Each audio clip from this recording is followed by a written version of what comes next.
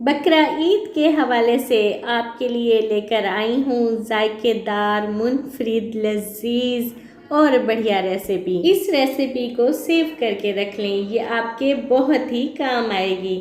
बिस्मिल्लाहिर्रहमानिर्रहीम। अस्सलाम वालेकुम वीवर्स, खुश रहें, आबाद रहें, जहाँ भी रहें हैप्पी रहें और हेल्दी रहें। आज हम बनाएंगे कलेजी कढ़ाई। नाम तो मुनफरिद है ही और जायके में भी लाजवाब है। इसके साथ ही आपको बताऊंगी कि कलेजी को कैसे नरम मुलायम बनाया जाए और स्मेल को कैसे दूर किया जाए। रेसिपी को एंड तक देखें। रेसिपी अच्छी लगे लाइक कर दें और मेरे चैनल को सब्सक्राइब भी कर दें। तो चलिए जल्दी से रेसिपी को स्टार्ट कर लेते हैं। तो कलेजी चाहे मटन की हो या बीफ की, लोग इसको बनाने से घबराते हैं कि इसकी स्मेल दूर नहीं होती और ये सॉफ्ट नहीं बनती।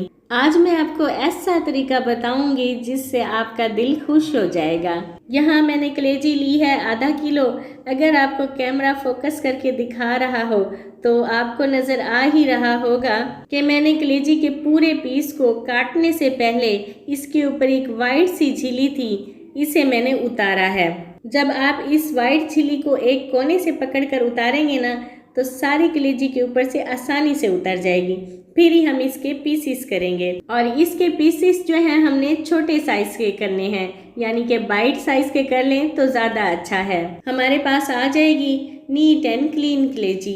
अगर खाना दिल से बनाया जाए तो बहुत ही मज़ेदार बनता है। इसके अलावा अगर आप छोटी छोटी चीज़ों पर तवज्जो देंगे ना तो सवाल ही पैदा नहीं होता कि खाना बस जायका बने। और अब हम इसके अंदर डालेंगे 2 चम्मच अदरक लहसुन का पेस्ट, एक फ्रेश लेमन के जूस का रस डालेंगे और इन दोनों चीज़ों को ही थोड़ी देर के लिए मिक्स करके रख देंगे। नेक्स्ट स्टेप में मैंने एक कढ़ाई में आधा कप के करीब कुकिंग ऑयल डाला है।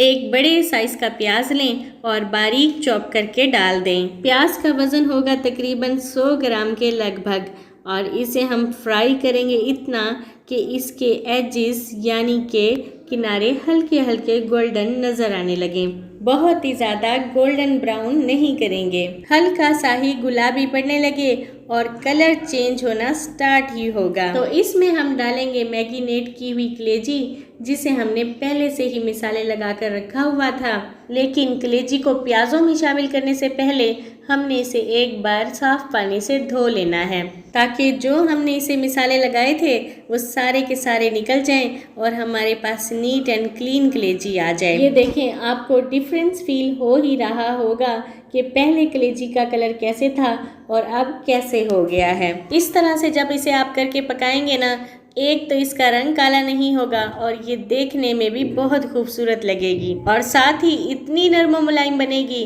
कि आप हर बार इसी तरीके से बनाना पसंद करेंगे। इसलिए ईद उल अज़हा पर अपने हाथ का जादू चलाएं, लजीज रेसिपी बनाएं और सबको हैरान कर दें। हमने यहाँ पर इसकी इतनी भुनाई करनी है कि प्याज और कलेजी आपस में पैन के साथ लगकर ही सॉफ्ट हो जाएं। जब हम इसे बार बार मिक्स करेंगे ना तो ये खुद ब खुद ही सॉफ्ट हो जाएंगे और मिक्स हो जाएंगे, बिल्कुल भी नज़र नहीं आएंगे।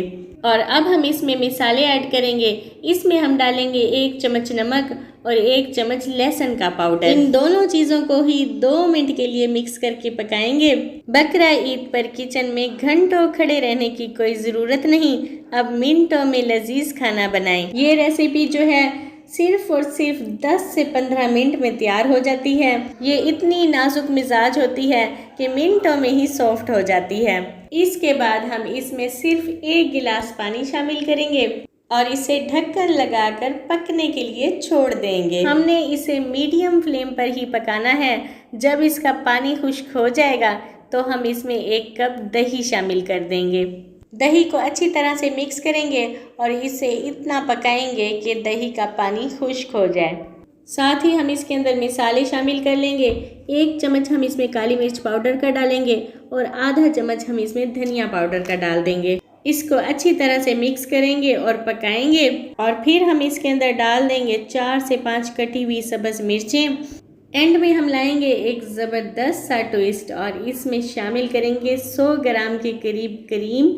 क्रीम जो है आप घर वाली भी यूज़ कर सकते हैं। यहाँ पर मैंने बाज़ार वाली शामिल की है, लेकिन अगर आप घर वाली भी डालेंगे ना तो सेम ही टेस्ट आएगा।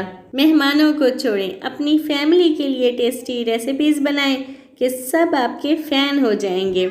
ये देखें, इतनी मज़ेदार लुक आ रही है और इसमें ना कोई स्मेल होगी और बहुत ही ज़्यादा नरम और मुलायम तैयार होगी। इस ईद पर आपने इस रेसिपी को तो ज़रूर ट्राई करना है। अभी से वीडियो को डाउनलोड करके रख लें ताकि बाद में आपको कोई मुश्किल पेश ना आए। अगर आप सभी को मेरी रेसिपीज़ अच्छी लगती हैं तो जल्दी से मेरे चैनल को सब्सक्राइब कर दें, लाइक और कमेंट्स कर दें और बेल आइकन को तो प्रेस ज़रूर कीजिएगा ताकि आने वाली न्यू वीडियो की नोटिफिकेशन सबसे पहले आपको मिले।